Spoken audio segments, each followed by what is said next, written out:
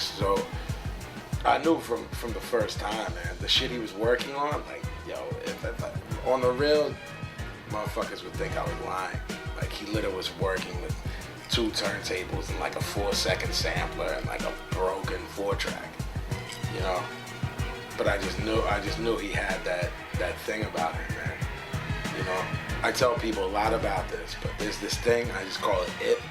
You have it or you don't have it. You can't create it and you can't manufacture it. It's either there or it's not, and he had it.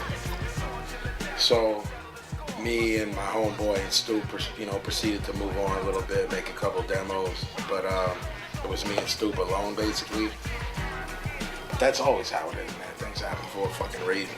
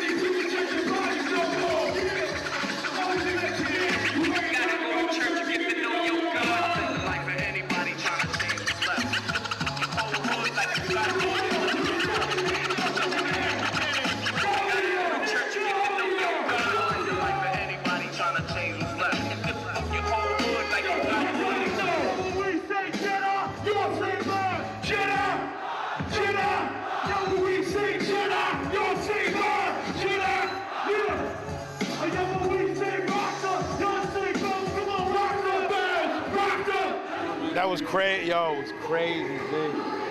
Crazy, mad people. It's mad early and I'm wild drunk. It's like 1:15. It's NYPD, look at NYPD. We did the fuck the police shit. We don't give a fuck. I thought I was gonna get locked up on stage. No, shit was great, man. They were feeling it. You gotta, when motherfuckers listen to what you say, like, put your hands up, say this, say that, they really do. That's some, B-boys. So it was real good, man. I'm really happy. I'm proud, you know what I'm saying? Like, to be able to share the stage with a lot of these people is an honor for me, man. So, but we killed it. There's not a lot of motherfuckers that go on early to murk it. Yo, it's your boy Super Nat here on GUTV, Gorilla Union Television. I'm here with Vinny Paz and jmt2, man, Crip. Just wanted to ask you a couple questions, Big V, about how you feel about this whole thing as far as Rocker goes, being a part of this movement that's going on. I'm happy to be out here with you, man. All right. You know what I'm saying? My man Nat. It's beautiful, man, It's what the game needs right now, of course, that goes without saying, you know what I mean? It's really like, from what I understand, the only, real rap music tour, like, this summer, you know what I'm saying? So, like, the first show went great, the second one's gonna be incredible. The whole tour, from, what I heard, is just gonna be mad people, so it's an honor and blessing. Kind of bringing back the idea of, like, Fresh Fest from back in the 80s. Absolutely. You know what I'm saying? The Def Jam tours with, like, P and BCs and LL and stuff, so it's an honor, man, just to be in the presence of all these people.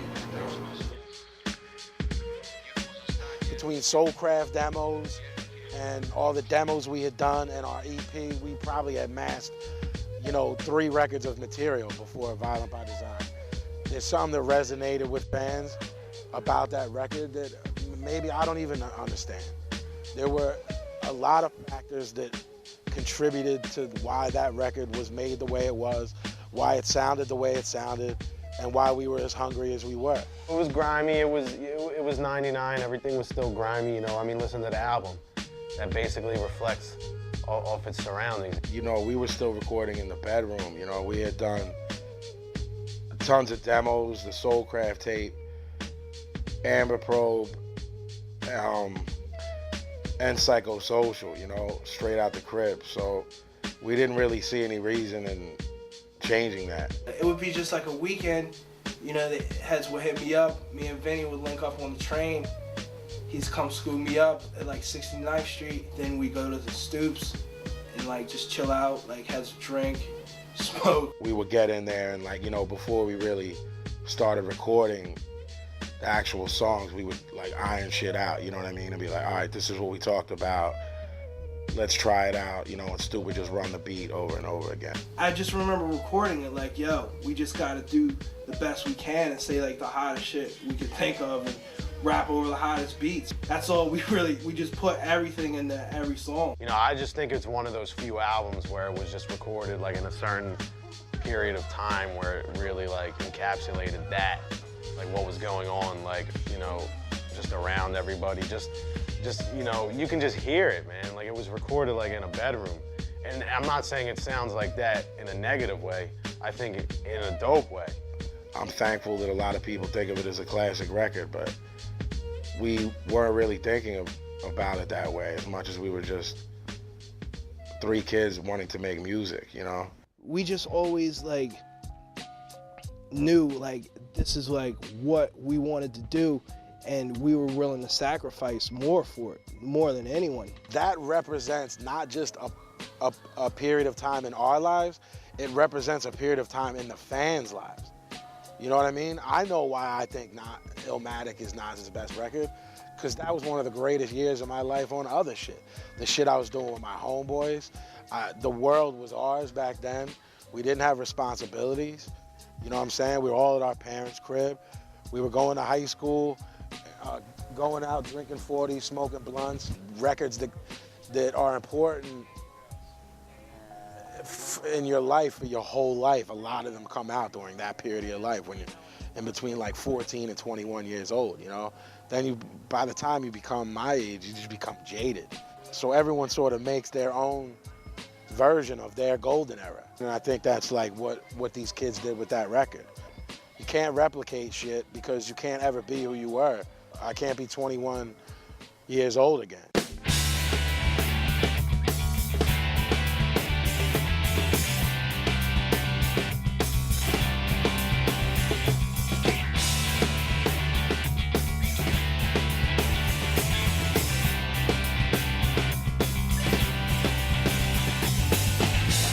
Beer in this county on Sundays. There's a fucking fridge packed full of beer with big fucking handwritten retard writing that says fucking, sorry, no beer. So we gotta get over to the next fucking county. 3 rooms in. Numbers. 1233.